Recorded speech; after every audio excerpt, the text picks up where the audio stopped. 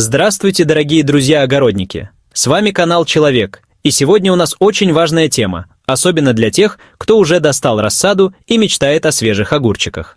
Январь – месяц коварный, вроде и Новый год, и надежды на будущий урожай, и руки так и тянутся к земле. Но не все так просто, друзья мои.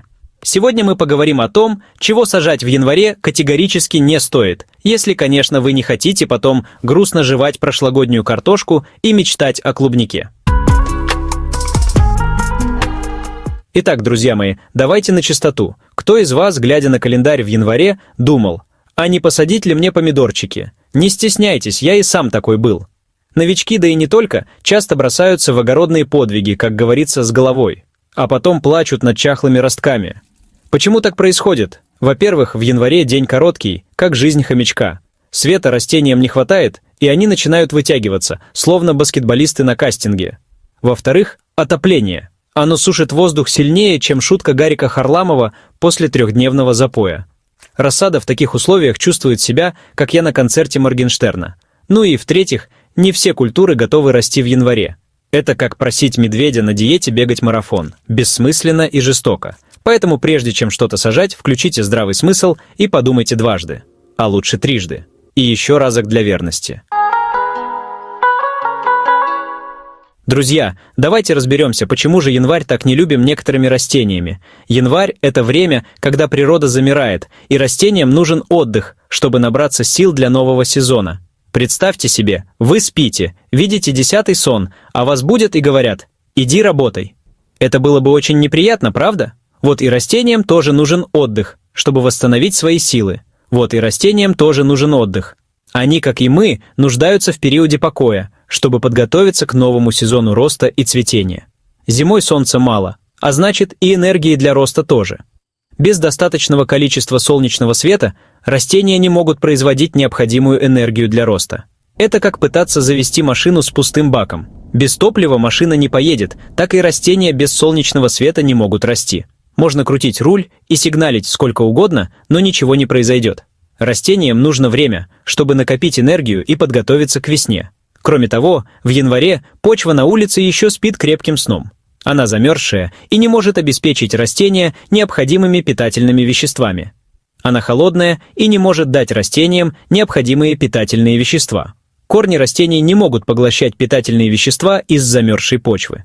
Это как идти в ресторан в 3 часа ночи красиво, но есть нечего. Растениям просто нечего взять из замерзшей почвы.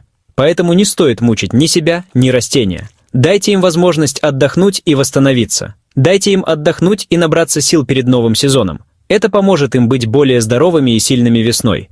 А сами пока можете полистать каталоги с семенами и спланировать свой будущий огород. Это отличное время для планирования и подготовки. Поверьте, у вас будет еще уйма времени, чтобы насладиться огородными хлопотами. А пока отдыхаем.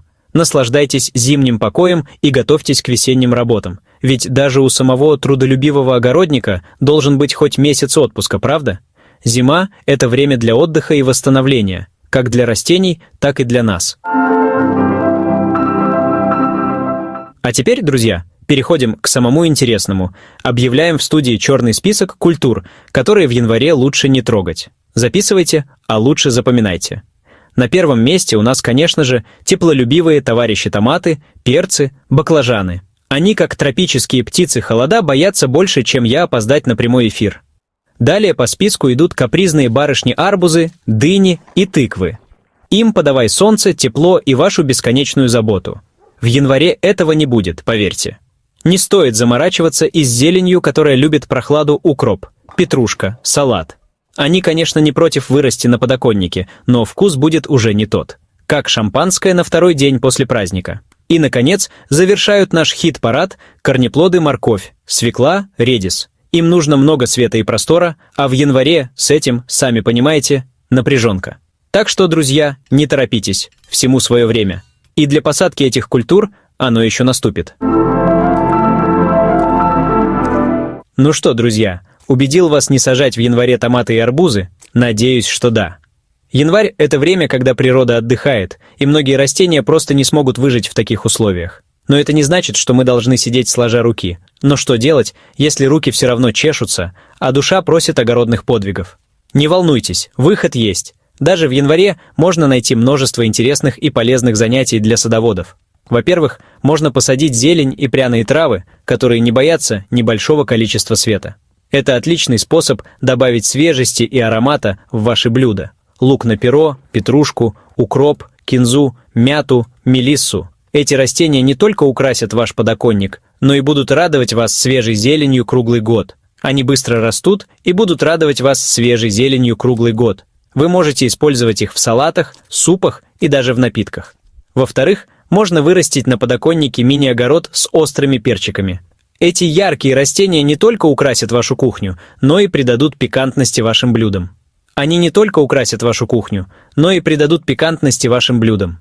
Представьте себе, как приятно будет добавить свежий перчик в зимний суп или рагу.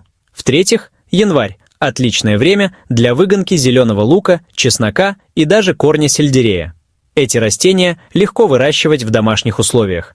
Просто поместите их в емкость с водой или влажным субстратом, и уже через пару недель вы сможете наслаждаться свежей зеленью. Это не только полезно, но и очень увлекательно. И уже через пару недель вы сможете наслаждаться свежей зеленью. Вы будете удивлены, как быстро они растут и как много радости могут принести. Ну и, конечно, не забывайте про комнатные цветы. Январь – отличное время для того, чтобы пересадить их, подкормить и просто уделить им немного внимания. Это поможет вашим растениям быть здоровыми и красивыми, и просто уделить им немного внимания, ведь комнатные растения тоже нуждаются в заботе и любви. Так что, как видите, даже в январе можно найти себе занятие по душе и вырастить что-то вкусное и полезное. Главное, не бояться экспериментировать и пробовать что-то новое. Главное, не бояться экспериментировать. Ведь садоводство – это не только работа, но и настоящее искусство, которое приносит радость и удовлетворение. Друзья, а чтобы ваш огород всегда радовал вас богатым урожаем, нужно правильно планировать посадки. Это не просто задача, а целое искусство, которое требует внимания и терпения. И делать это лучше заранее, а не тогда, когда уже петух в огороде прокукарекал. Начинать планирование стоит уже зимой, когда есть время спокойно обдумать все детали. Во-первых, определитесь, что именно вы хотите выращивать. Это может быть как традиционные овощи и фрукты, так и экзотические растения, которые вы давно хотели попробовать. Составьте список культур, учитывая свои вкусовые предпочтения и климатические условия вашего региона. Не забывайте, что разные растения требуют разных условий для роста. Во-вторых, изучите особенности каждой культуры, сроки посева, требования к свету, теплу и влажности. Это поможет вам избежать многих проблем в будущем.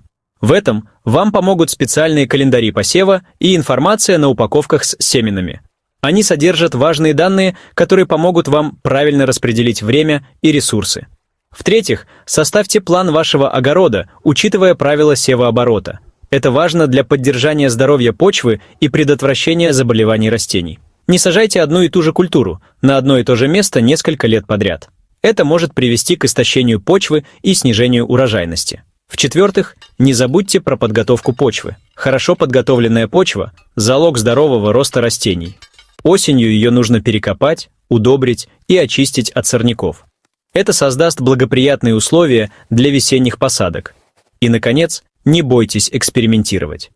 Пробуйте новые культуры, новые сорта и новые способы выращивания. Это не только интересно, но и полезно для вашего огорода. Это поможет вам найти оптимальные решения для вашего участка. Ведь огород – это не только тяжелый труд, но и увлекательное хобби, которое может приносить радость и удовлетворение. Наслаждайтесь процессом и результатами своего труда.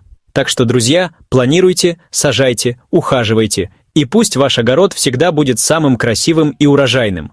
Пусть каждый сезон приносит вам радость и богатый урожай.